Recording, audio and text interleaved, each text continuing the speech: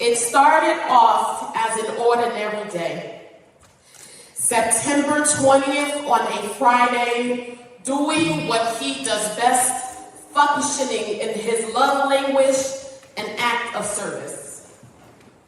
Ensuring that his beloved wife was taken care of, coffee in hand, 6:52 a.m., driving her off to her wellness appointment. I waited for him to come back like he usually does, to pass the time, but he did not. 8:19 a.m., I called my dear father, and he did not answer.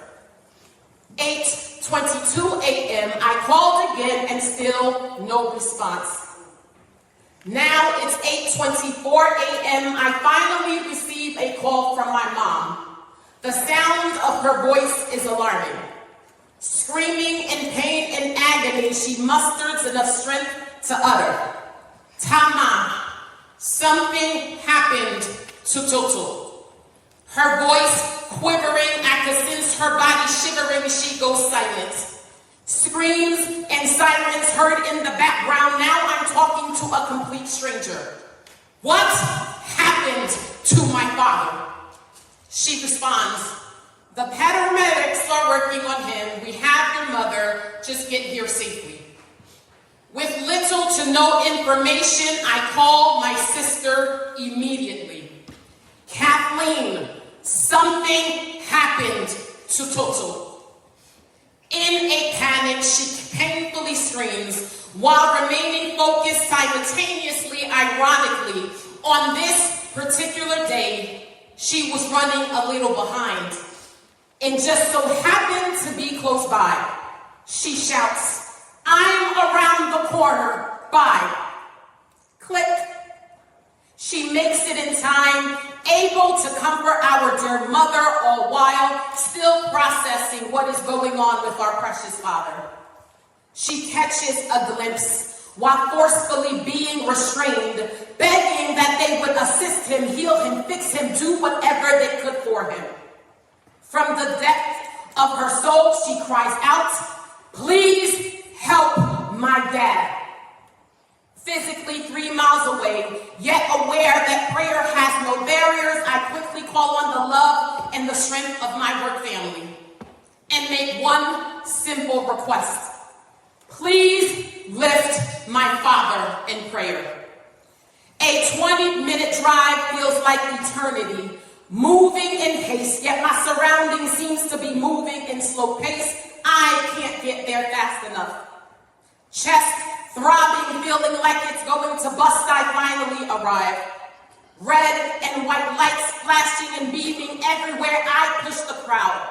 My desperate plea to be in the ambulance with my beloved father denied.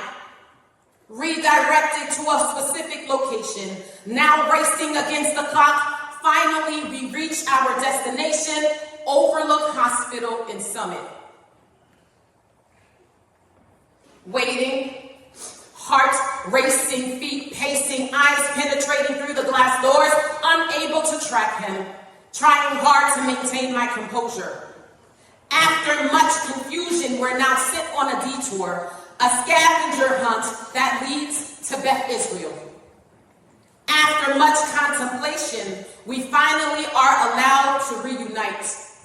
We enter the room and time abruptly stops. White covers drawn over what is now your corpse. Body pressure drops, adrenaline release, knees weaken, my body's in shock. I freeze, and then it hits me.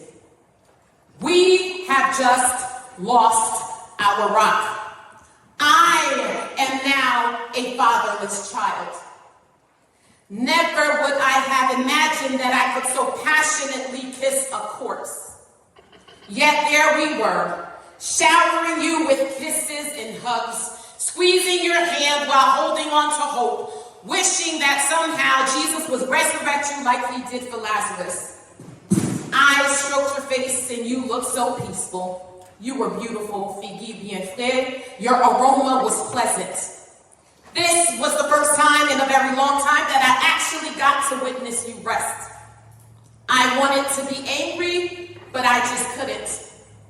I wanted to be able to point fingers and blame someone, but there was no one. Sad and broken, my heart still feels like an open and unhealing wound. Flooded with many emotions, but anger was not one of them. You really can't comprehend the concept of death until it hits home. My body felt numb. Like Jacob, I wrestled with God. Like Job, I questioned God. Engaged him in conversation, and for the first time, he gave me a renewed understanding of salvation. The end of carnality is the beginning of eternity. I began to question God about your destiny. God is a God of consistency. Following his usual pattern, he answered my question with a question. If you were given the task to plan your father's perfect death, how would you do it? My answer, it pains me to say, but at the same time, it brings me great joy to say that I would have it no other way. I would change nothing at all. See, my father's line of business was risky. Toto always knew that my greatest fear was that he would die in the hands of man. And so if I had to plan his death, I would do it as such. It would be that only God would determine when his predestined day had finally come. He would decease not a second before making peace with his maker. If I had a choice, I'd want it to be quick and painless, discreet and shameless. My wish would be that you would die like a warrior, draped in all of your honor, equipped with his dignity still intact, closed casket.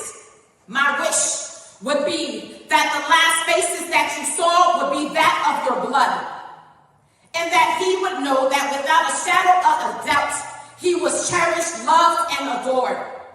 My wish would be that the last song that you heard would be that of worship, and that he would fall to his knees, basking in God's goodness.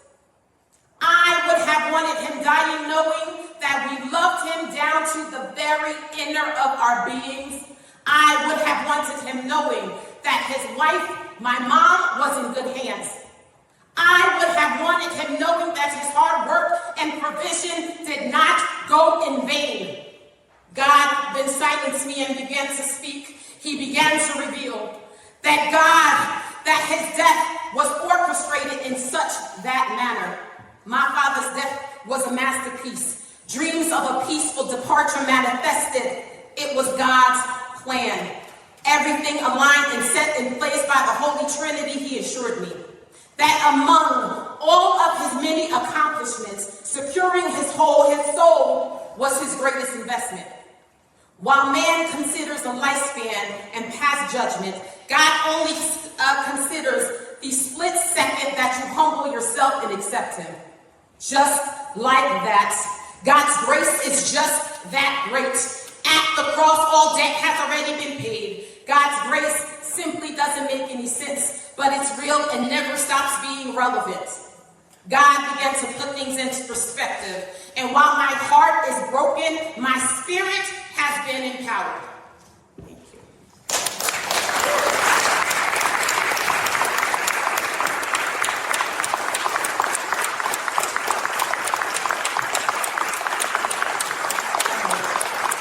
That was just